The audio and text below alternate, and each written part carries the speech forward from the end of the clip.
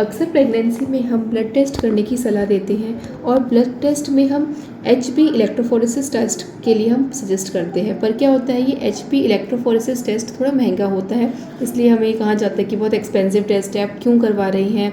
तो आज हम ये समझते हैं कि इलेक्ट्रोफोरेसिस टेस्ट की ज़रूरत क्यों होती है, क्यों करना ज़रूरी है, और इस इलेक्ट्रोफोरेसिस टेस्ट से हम क्या क्या चीज़ें जान सकते हैं। यानी हमारे घर में पल रहा बच्चे को कहीं कैंसर तो नहीं होगा, इस चीज़ का हम पहले से ही आइडेंटिफाई कर सकते हैं इस एकमात्र टेस्ट से।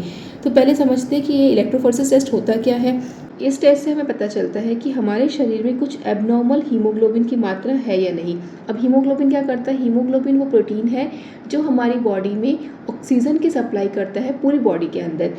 अब इसमें होता क्या है, जब इलेक्ट्रोफोरेसिस का टेस्ट अगर हाई आता है या पॉजिटिव आता है तो हमारी बॉडी में सडनली हीमोग्लोबिन बनना बिल्कुल ही कम हो जाता है और आयरन की मात्रा शरीर में ज़्यादा हो जाती है। अब इससे होगा क्या?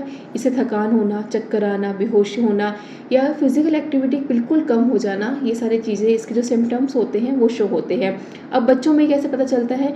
अक्सर जब नवजात बच्चे यानी जो गर्भ में पल रहे बच्चे होते हैं, जो माँ के गर्भ में पल रहे हैं, उन्हें भी जो कैंसर होता है उसमें यूजुअली देखा गया है कि 90% कैंसर थैलीसीमिया होता है। तो थैलीसीमिया कितने तरह के होते हैं? 2 तरह के होते हैं। एक होता है माइनर, जिसे अल्फ़ा भी कह सकते हैं। इसे इस तरह से भी डिफाइन किया जाता है कि अल्फ़ा थैलीसीमिया और बीटा थैलीसीमिया, या फिर आप ये भी कह सकते हैं कि माइनर थैलीसीमिया और मेजर थैलीसीमिया। अब इससे हर साल लगभग 50,000 से ज़्यादा बच्चे इस बीमारी के साथ जन्म लेते हैं और कुछ सालों बाद ही इनकी मृत्यु हो जाती है। यानी थैलीसीमिया से जो पीड़ित बच्चा है वो ज़्यादा साल तक सर्वाइव नहीं कर पाता। क्यों नहीं कर पाता? क्योंकि उसके जो शरीर में हीमोग्लोबिन की डेफिशिएंसी है वो बनती रहती है। यानी बार बार हीमोग्लोबिन कम होता रहता है। उसे हर 7 दिन में, 10 दिन में बार बार अपना ब्लड टेस्ट कराना पड़ता है, चेक करना पड़ता है। और अगर हीमोग्लोबिन कम हो जाता है, कई बार तो ये 2 से 3 यूनिट तक भी पहुँच जाता है, और अगर ये कम हो जाता है तो बार बार ब्लड चढ़वाने की भी ज़रूरत होती है। तो अब हम समझते हैं कि इस बीमारी से आप बच कैसे सकते हैं, क्योंकि जो नवजात शिशु है उसने तो ऐसा कुछ भी नहीं किया। हम आपको अपनी अक्सर वीडियोस में बताते हैं कि कैंसर होने के कारण क्या क्या होते हैं, लेकिन गर्भ में पल रहा बच्चा जो है उसने तो कुछ भी नहीं किया, उसने तो कोई एक्टिविटी भी नहीं किया, कुछ रेडिएशन के प्रभाव में नहीं रहा, उसकी तो कोई किसी तरह से हम समझ सकते हैं कि कोई गलती भी नहीं है, लेकिन फिर भी कैंसर जैसी घातक बीमारी से अगर वो जूझ रहा है तो कहीं ना कहीं इसमें माता और पिता को ध्यान देने की आवश्यकता है। तो इसमें क्या करना चाहिए? माता और पिता को जब प्रेगनेंसी प्लान कर रहे हैं उस समय ही एक टेस्ट होता है HB इलेक्ट्रोफोरेसिस। ये टेस्ट हालांकि एक्सपेंसिव ज़रूर होता है, लेकिन इससे पता चल जाता है कि आप माइनर या मेजर थैलीसीमिया पीड़ित तो नहीं है।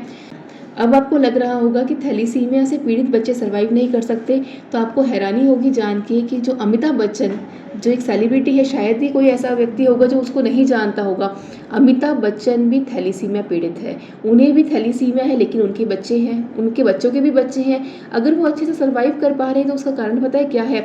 उनका जो पार्टनर है वो थैलीसीमिया पीड़ित नहीं है। अगर 2 थैलीसीमिया पीड़ित यानी दोनों पार्टनर्स को माइनर थैलीसीमिया है तो 25% चांसेस है कि आपकी आने वाली शिशु को, आपकी जो बच्चा जन्म लेगा आपके घर में, चाहे वो पुत्र हो या पुत्री, बेटा हो या बेटी, कोई मैटर नहीं करता।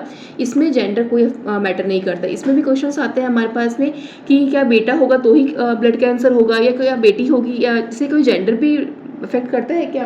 तो नहीं, जेंडर्स में कोई अफेक्ट नहीं करता है। चाहे पुत्र हो या पुत्री, उससे थैलीसीमिया होने के जो चांसेस है, मेजर थैलीसीमिया होने के चांसेस है, वो 25% तक बढ़ जाते हैं। अब जो बच्चा हुआ है ना, जिसे मेजर थैलीसीमिया है, 25% है, अगर उसका आगे बच्चा होता है यानी जो नेक्स्ट जनरेशन उसकी होती है, उसमें ये चांसेस बहुत ज़्यादा बढ़ जाते हैं। कई बार 50 to 75% चांसेस होते हैं कि उसकी जो नेक्स्ट जनरेशन होगी उसमें इतना ज़्यादा ये जेनेटिक डिसऑर्डर देखा जाएगा। तो इसके लिए आप क्या कर सकते हैं? सबसे अच्छा तरीका है, जब भी प्रेगनेंसी प्लान करें इस एक टेस्ट को ज़रूर कराएं। इसकी आप कॉस्ट पर आप देखेंगे तो आप ये सोचिए कि आने वाली अगर संतान को ये दिक्कत होती है, थैलीसीमिया जैसा कैंसर हो जाता है, तो हर 10-15 दिन में ब्लड चढ़ाना या ब्लड चेंज करवाना, तो आयरन की कंटेंट उसमें बहुत ज़्यादा बढ़ जाता है, आयरन का कंटेंट निकलवाना, क्या ये जो प्रोसीजर रहेगा वो एक्सपेंसिव नहीं रहेगा? ये उसकी जान से ज़्यादा एक्सपेंसिव नहीं रहेगा? तो आपकी एक गलती की वजह से अगर आपके होने वाले शिशु के अंदर ये दिक्कत आती है तो उसके जिम्मेदार आप होते हैं। इसलिए इसलिए आप सभी को सलाह दी जाती है कि जब भी आप प्रेगनेंसी प्लान कर रहे हैं, एक बार अपना और अपने पार्टनर का, यानी महिला का, माता का और पिता का, दोनों का ही ये टेस्ट करवाना ज़रूरी है। ये भी गलती ना करें कि अगर एक माता टेस्ट करा के आ गई है कि ठीक है मेरे को नहीं है, तो आप अपने हस्बैंड का ना कराएं। दोनों का टेस्ट होना चाहिए। दोनों के टेस्ट में अगर रिपोर्ट्स नॉर्मल आती है तो बहुत ही अच्छी बात है। अगर एक पार्टनर को है और दूसरे पार्टनर को नहीं है, तो आने वाली संतान में हो सकता है किसी को थैलेसीमिया ना हो, किसी को होगा तो माइनर होगा, मेजर नहीं होगा। यानी आपकी जो संतान है उसको माइनर थैलेसीमिया है, तो उसे फ्यूचर में भी कोई दिक्कत नहीं होगी। हालांकि थोड़ा बहुत जो फैटीग वाला फील है, यानी थकान होना, इन सबको आप ओवरकम कैसे कर पाओगे? अपनी लाइफस्टाइल को चेंज करके, अपनी डाइट को चेंज करके, अपनी आदतों को, अपनी खान पान को जब बदलाव करते हैं, तो आप माइनर थैलेसीमिया से जो भी सिम्टम्स आ रहे हैं या जो भी दिक्कतें हो रही है उसको आप इजीली ओवरकम कर पाएंगे।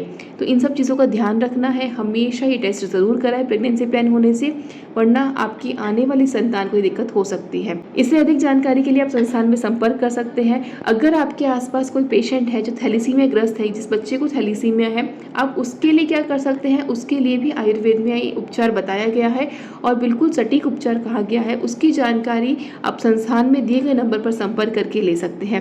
धन्यवाद दोस्तों। जय गौ माता, वंदे मातरम।